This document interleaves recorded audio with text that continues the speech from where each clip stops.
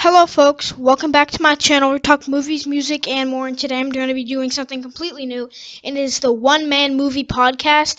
So basically what I'm going to be is it's going to be me and a bunch of the new movie breaking headlines in the movie news. When things pile up and there's a lot of stuff to talk about, I'll do one of these every once in a while, and today I have a lot of stuff to talk to you guys about, such as Spider-Man Into the Spider-Verse 2, Joker 2, Terminator and how fans are split on it, Knives Out, some of my favorite horror movies, and then one more thing about my channel at the end. So make sure to be tuned for the whole time so you guys can get all of my opinions on the latest movie news. This is basically going to be about two shots. One, I'm going to do this, and then two, I'm going to talk about all my movie news. I might be stuttering, but it's just kind of a podcast where I'm giving my thoughts. They're just my raw thoughts, no scripts or anything. So let's get straight into the podcast.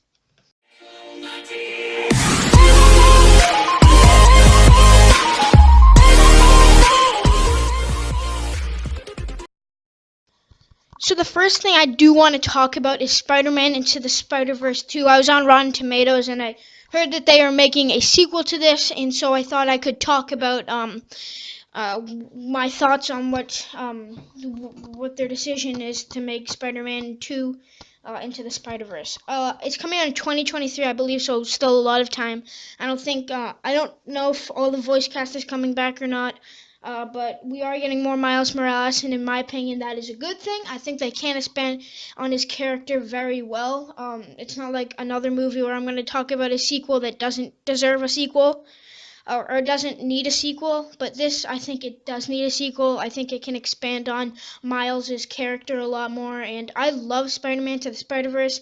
Don't watch my review, but I do have one. It's super cringy, but I did give it a pretty good grade. I think I gave it an A or something like that. A very good Spider-Man movie, one of my favorite in all of the Spider-Man films. I think since it's not live action, it's not my favorite because I like my Spider-Man live action. But still, it's a very good movie, and Sony needs to learn this is how to make a good Spider-Man movie and stick with that. Uh, I don't want them to rush it.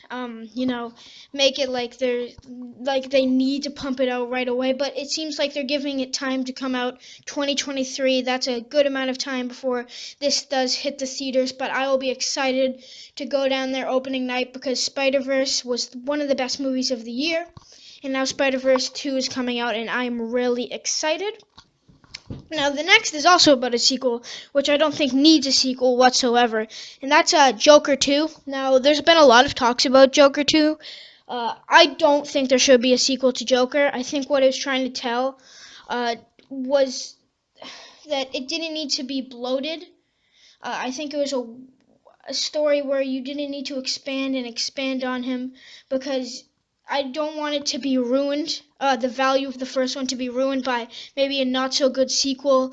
DC can be not so great sometimes, so if they kind of screwed up the sequel, it'd leave a bad mark on Joker as a whole. And so I really don't think there should be a sequel. I think Joaquin doesn't want a sequel to happen, and I do not either. There's not much to say because the sequel has not been confirmed or anything, but there have been talks about it, and I think the director Todd Phillips has mentioned that there could be a sequel. I'm not completely sure, but I definitely don't want them to be a sequel. I mean, I'd go to see it, of course, but I don't want a sequel to happen.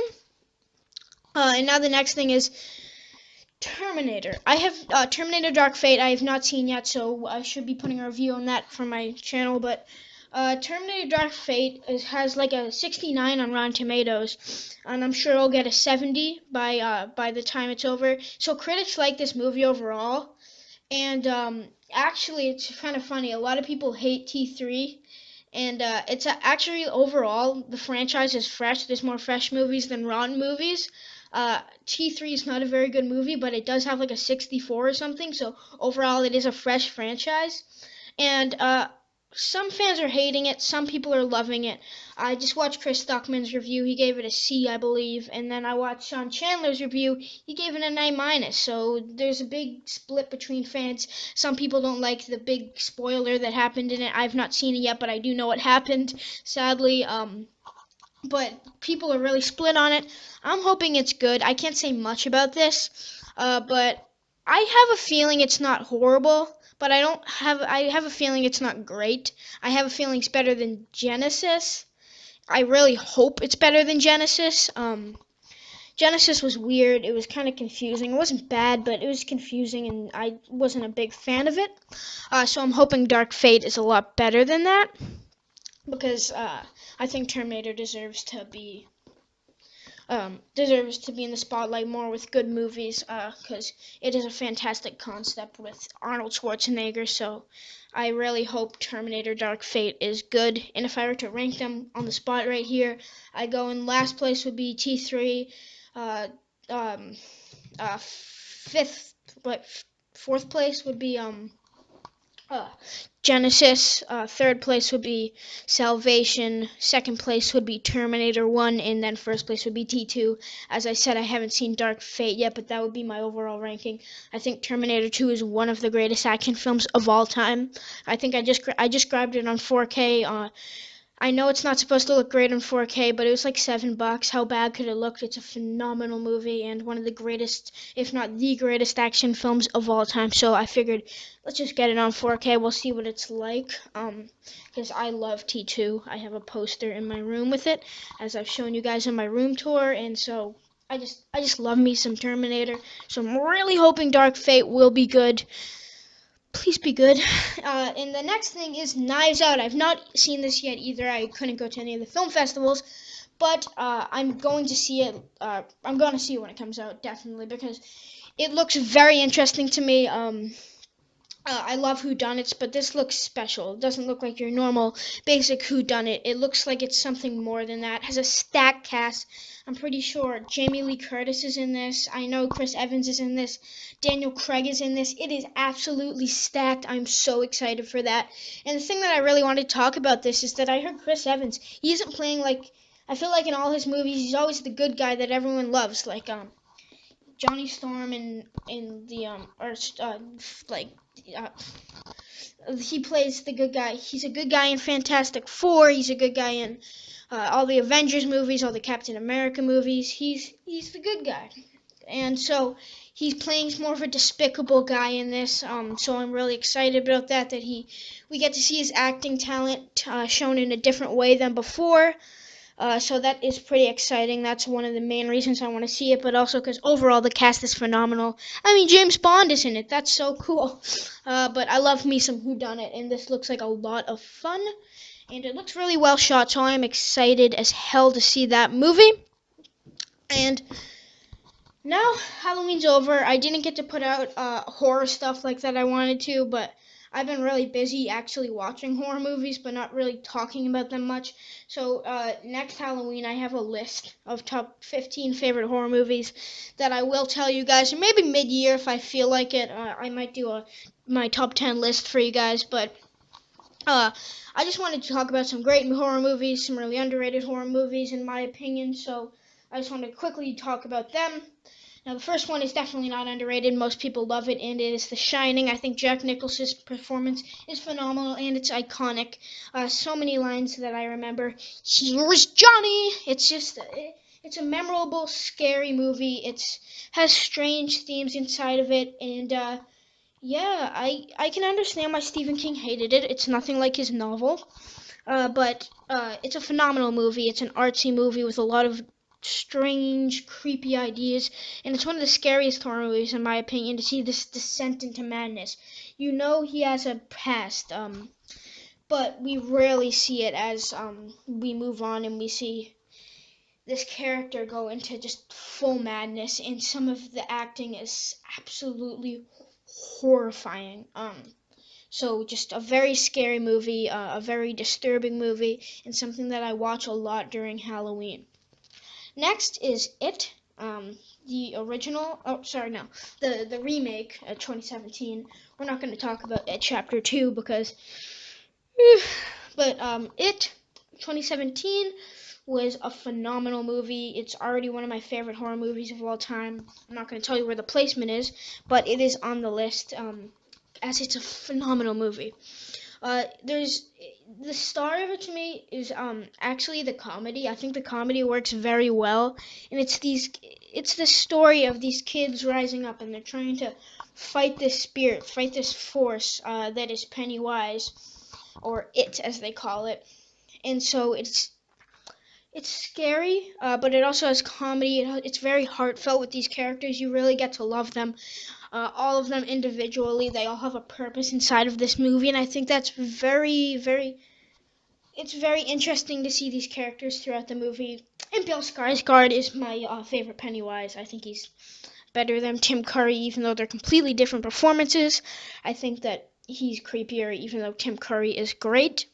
But he does this thing with his eyes, Bill Skarsgård, in the movies, where one of his eyes is looking at the at what he's talking to or what he's trying to kill, at what's happening in the movie, and then one of them is looking at the camera. I noticed this and it really creeps me out because it's just unsettling, and everything about his performance is unsettling. He almost has this sense of comedy to him. I know that sounds weird, but he kind of does. I don't know what it is, but very scary portrayal by Bill Skarsgård.